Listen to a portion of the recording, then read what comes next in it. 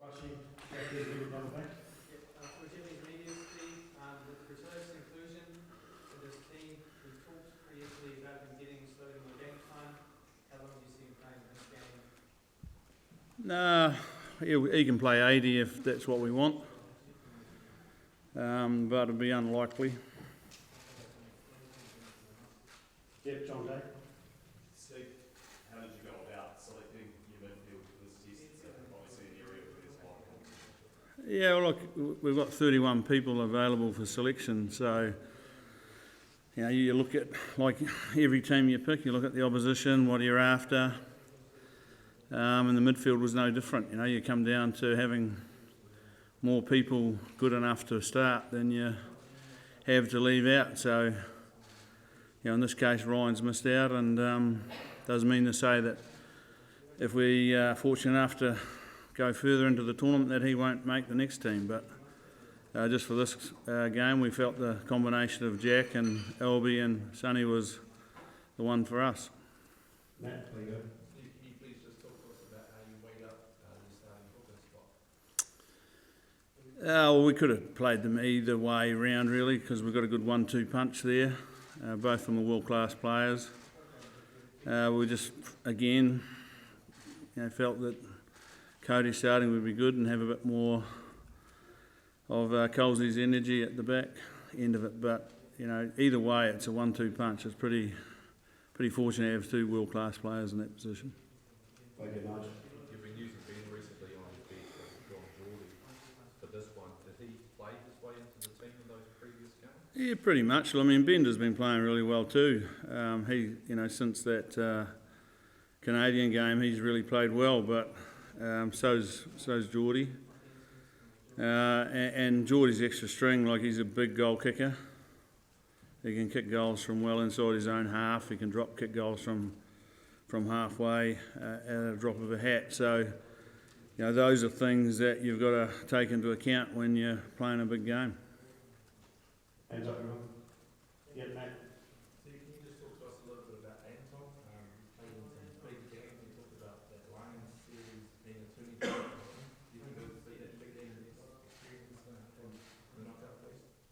Well, we've selected a mixture of experience and some raw informed talent. So Albie's been with us for a while now, and he's played a number of tests. I think if I just look down here, I'll be able to tell you. Where are you, Albie? Jump out and hit me. He's played 40 tests, so he knows what it's like to be an All Black and how to perform, how to prepare. And he's, as you said, he's in really good form. So, there was no brainer to pick him. Nigel in the front. How hard is it at this time of the year to get that balance between the form that you've got currently and the class, I guess, that is still present in those players, some of whom you've had to leave out? Yeah, well, that's a tough decision, isn't it? Like, I'd say all of our group are in form at the moment. And, that's really a pleasing and exciting prospect.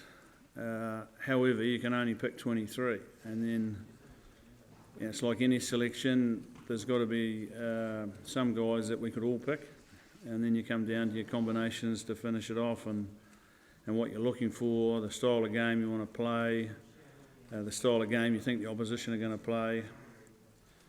So they're all factors that come into it, and then you end up with a 23, which we have, and we're really excited and comfortable with the group we've got for this match. Question over here on the right, Steve. Steve, can you just talk to the dynamic of one team who's never won a knockout game at the World Cup, but a team who hasn't lost one for a very long time? What's that feeling going into this game when the players come for the pressure on? Well, one team's probably feeling, it's their turn to win one, but that doesn't guarantee it, does it? And with that comes pressure. But both teams are in the same situation. Like, come the final whistle, one will go right and one will go left. As the Pink Panther said, stage right would be the way to go. So, we all understand that. Caught up with Andy Farrell yesterday and had a bit of a yarn to him, and in that conversation, you know, that was brought up, like, you know, one of us will be going home, but that's just the cold, hard facts of the World Cup. You know, we've experienced it ourselves in 07, and you know, there's no guarantees we won't experience it again. You know, Ireland are in a situation where they haven't gone past the quarterfinal, so you know they know what it's like to go home. So they'll be doing their damnedest not to, and we'll be the same. And you just hope that it becomes a good game of rugby that excites the tournament. It's not affected by cards, and you know at the end of it, no one's got any excuses, and then you know, as I say, you have to take your fate on the chin. Guillaume, in the middle. Yeah, he's playing really, really well. There's not much more I can say to that. You know, we've got 3 hookers, and both he and Colsey have been around a bit longer than Colty, and but he's played really, really well. He got a big opportunity last year with Dane Coles being injured for a big part of it, and he really stood up. Has matured as a athlete, but also as a leader. So, really happy with him. Kareem in the front row, we've got 2 questions over on the outside. Would you say there's a little bit of an unknown regarding Roddy returning? He only played 30 minutes in terms of physicality, but also in timing, in terms of timing? No, look, Brodie's he's a bit of a freak when it comes to fitness. He's got a big what we call a big motor. Has the ability to play, you know, off long breaks or short breaks, and he's put the work in. There's no question mark about that. It's just how long we have to play him or want to play him. As I said right at the beginning, he could play 80 minutes if we need him to play 80 minutes. But we're very fortunate that we've got, you know, a young man called Scott Barrett, who's a very good player in his own right. So we've got the ability to inject some fresh legs into the game at some point. Whether it's for Sam or Brodie, we'll wait and see. But you know, those extra fresh legs could be the difference makers. So, and we're very fortunate with our bench. You know, it's strong, has been for a long time, and you know, when you look at the experience that's on that bench, you know, it does give you a bit of confidence. You will take the red shirt and then white shirt behind you afterwards. Steve, Nigel Owens is the referee this weekend. What do you have to be mindful of when you referee? Watch out for his sense of humour. He's pretty good with the one-liners. So, look, I think you're focusing on all the wrong things if you're worrying about, you know, what the referee's going to do. He's got his idiosyncrasies. We know them. Ireland know them. But what I like about Nigel is he's shown over the years he's good under pressure. It's going to be a big pressure game. So we wouldn't want anyone else. We're happy we've got him, and you know, for this occasion, and yeah, just adapt and adjust as we go. Yeah, question behind you. Steve, 12 months ago, would you have ever envisaged that you would have picked Richie and Bowden together in the World Cup quarter-final? Can you maybe discuss how you think that sort of partnership's progressed? Well, 12 months ago we were picking 2 people together. You know, Richie was one of them. I think he came on in the Dublin game. We used Damien McKenzie, who's not here, in a number of test matches with Brodie. So it's something that we've been playing with for a while. But we're pretty comfortable with it at the moment. And both of them, are, as I said, are playing well. And it'll be a great opportunity to see how far it's come on Saturday. If you were to list the attributes that make Ireland a difficult opponent, what would you put top of that list? They're tenacious. They play a pretty structured game, and they're very good at what they know they're good at.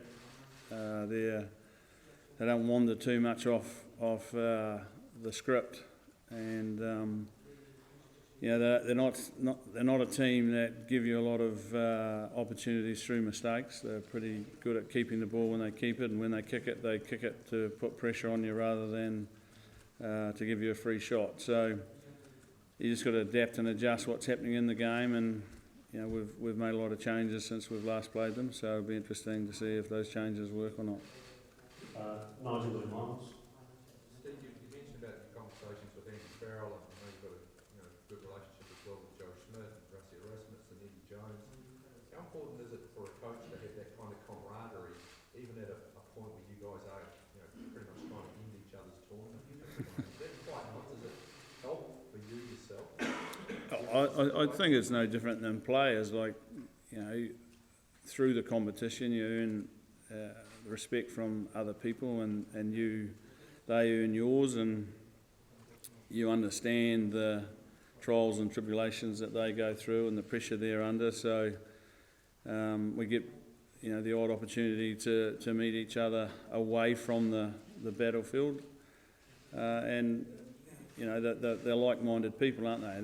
They're trying to improve a team that they're in charge of, and make the most of their time with those athletes. So we've caught up with the Irish guys plenty of times in Dublin, and know Andy really well, and obviously know Joe well. Greg Feek's another one; he's in their team. So and Simon Easterby, know through my time in Wales. So if you hang around long enough, you get to know most of them. So. But once we get down to the park, and for 80 minutes we'll go for it, and then afterwards, either way, you've just got to accept what's happened. That's what sport's about, isn't it? It's called a test for a reason, and test your mental capacity and your physical capacity. Sport, like life, is not always fair. So sometimes you're going to get the rub of the green, sometimes you're not. But I think the measure of your character is how you deal with either one of those things when the game's over. Oh yeah, well again, you put a lot in, so there's a lot of emotional energy used, but you don't really suffer from the emotional side of it until it's all over. And how it affects you is you get bone tired. Win, lose or draw, that happens. So the result's got nothing to do with that.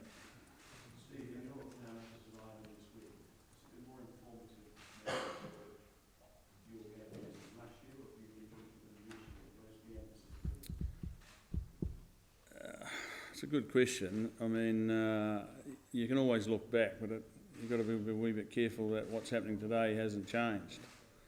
So, you check in the rear vision mirror and see, okay, has there been any changes, and then make your own tweaks if there has. If there hasn't, then, what possible changes could they make on the day? So you've got to divide your time reasonably wisely around that. We've probably got time for one or two more, so we'll go with Nick and then Mark to wrap it up. Thanks, Nick. Steve, you just talked about the emotion of all, and the emotion of how it ends when lose or draw. The fact that your last World Cup with how does that impact on the emotion of everything? Must do a little bit. No, it'll affect me when it's finished, but you haven't got room to get gaga emotional. Because you're here to do a job, and the team's bigger than the individual, always has been and always will be, and the jersey and the legacy of the jersey demands you to be there 100%, giving 100% of what you got, and you haven't got time to be thinking about yourself. You're thinking about the job you've got to do. So when the tournament's over, and whenever that is, that's when you step back, and I'll have a reflection on how what's next, what's life going to be like, etc., etc. But in the meantime, it's not even in your mind. Mark, last question. Thanks. Steve, you've got a horse in 2 races on Saturday, as it were. Just wondering which one are you more nervous about, and will you get to see the first one? Well, for those that don't know anything about horse racing, I've got a horse racing in Australia, and I think you think the second horse is the All Blacks there. I don't know if the boys would be really that keen on being called horses, but look, obviously it's a highlight to have a horse in a race like the Everest. There's not a lot I can do. I can't ride him, I can't carry him, I can't train him, so it's just a matter of sit back and enjoy that for what it is. And but you know, you can have an influence during the week with this team, and you know, we've tried to do that. We've tried to create an environment where we can get to Saturday excited, full of energy, and ready to rumble. So you know, as you get closer to that Saturday though, there's less and less you can do too, because you've got to hand it over to your players. And during the course of the game, it's important that we make good decisions.